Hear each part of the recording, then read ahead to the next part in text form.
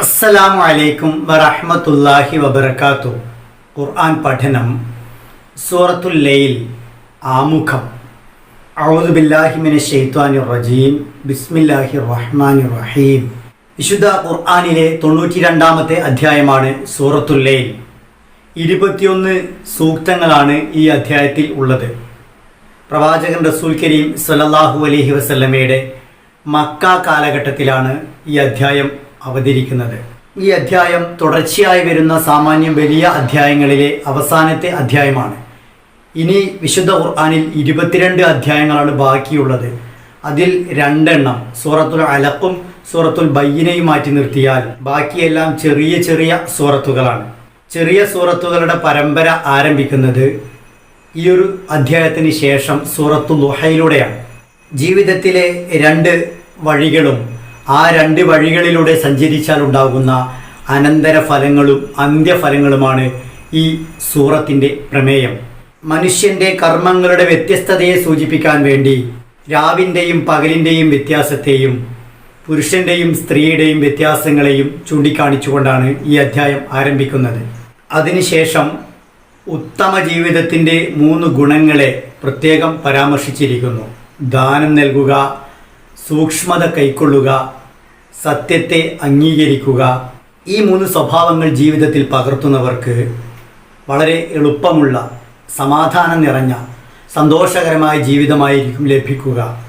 അവർ സൃഷ്ടികൾക്കിടയിലും സൃഷ്ടാവിൻ്റെ മുന്നിലും അംഗീകാരമുള്ളവരും അതുവഴി ജീവിത വിജയത്തിലേക്ക് എത്തുന്നവരുമായിരിക്കും. പിന്നീട് പിഴച്ച ജീവിതത്തിൻ്റെ 3 ലക്ഷണങ്ങളാണ് ഈ അധ്യായം പറയുന്നത്.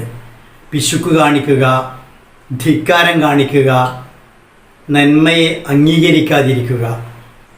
അങ്ങനെ ജീവിക്കുന്ന ആളുകൾ എല്ലാവരാലും വെറുക്കപ്പെടുകയും സൃഷ്ടികളും സൃഷ്ടാവും ഒരുപോലെ അവരെ അകറ്റുകയും അവരുടെ അന്ത്യഫലം വളരെ മോശമാവുകയും ചെയ്യും. അല്ലാഹു സുബ്ഹാനഹു വ തആല മനുഷ്യന് നന്മ തിന്മകളെ വ്യവച്ഛേദിച്ചറിയാനുള്ള കഴിവ് നൽകുകയും അവന് സൃഷ്ടിപരമായി അതിലേക്കുള്ള മാർഗദർശനം പ്രദാനം ചെയ്യുകയും ചെയ്തതിന് പുറമെ സന്മാർഗം വളരെ കൃത്യമായി കാണിച്ചു തന്നിട്ടുണ്ട് എന്ന് ഈ അധ്യായം വളരെ വ്യക്തമായി പറയുന്നുണ്ട്. അള്ളാഹുവിൻ്റെ അധികാരത്തിലാണ് ഇഹലോകവും പരലോകവുമെല്ലാം. അള്ളാഹുവാണ് എല്ലാറ്റിനെയും നിയന്ത്രിച്ചു കൊണ്ടുപോകുന്നത് എന്ന് ഈ സൂറത്ത് വ്യക്തമാക്കുന്നു. ശേഷം കഠോരമായ ഭീകരമായ ശിക്ഷയുടെ ഇടമായ നരകത്തെക്കുറിച്ച് മുന്നറിയിപ്പ് നൽകുകയും അതിൽ പ്രവേശിക്കുന്ന ആളുകളെക്കുറിച്ച്, പരമ ദൗർഭാഗ്യവാന്മാരെക്കുറിച്ച് പരാമർശിക്കുകയും ചെയ്തിരിക്കുന്നു. കളവാക്കി പിന്തിരിഞ്ഞു പോകുന്ന ധിക്കാരിയായ ഭാഗ്യം കെട്ടവനല്ലാതെ നരകത്തിൽ പ്രവേശിക്കുകയില്ല. ആ നരകത്തിൽ നിന്നും അകറ്റപ്പെട്ട് സ്വർഗത്തിലെത്തുന്നവരെ കുറിച്ചാണ് ഈ അധ്യായത്തിൽ പിന്നീട് പരാമർശിക്കുന്നത്. പരമഭക്തൻ, തൻ്റെ സമ്പത്ത് ജീവിത വിശുദ്ധിക്ക് വേണ്ടി നൽകുന്നവൻ, അള്ളാഹുവിൻ്റെ സംതൃപ്തിക്ക് വേണ്ടി സമ്പത്ത് ചെലവഴിക്കുന്നവൻ, അവൻ നരകത്തിൽ നിന്ന് അകറ്റപ്പെടും. അത്തരം ആളുകൾ ദാനം ചെയ്യുന്നത് പ്രത്യുപകാരം പ്രതീക്ഷിച്ചിട്ടോ മറ്റെന്തെങ്കിലും ഇങ്ങോട്ട് കിട്ടണം എന്ന് കൊതിച്ചിട്ടോ അല്ല, മറിച്ച് അള്ളാഹുവിൻ്റെ പ്രീതി മാത്രം കാക്ഷിച്ചാണ്.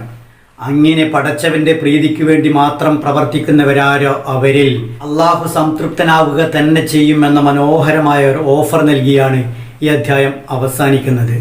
ജീവിത സരണികളുടെ വ്യത്യാസത്തെക്കുറിച്ച് പരാമർശിക്കുന്ന ആ വിഷയത്തിലൂന്നി വളരെ ഗൗരവത്തിൽ വലിയ ചില യാഥാർത്ഥ്യങ്ങൾ മനുഷ്യരെ ബോധ്യപ്പെടുത്തുന്ന ഈ അധ്യായം വളരെ പ്രാധാന്യത്തോടെ പഠിക്കുകയും പ്രചരിപ്പിക്കുകയും ചെയ്യുക, ജീവിതത്തിൽ പകർത്തുക. അങ്ങനെ ഖുർആൻ അനുകൂലമായി സാക്ഷി പറഞ്ഞ് സ്വർഗത്തിലെത്തുന്നവരിൽ ഉൾപ്പെടുക. അള്ളാഹു നമ്മെ അതിനെ അനുഗ്രഹിക്കുമാറാകട്ടെ.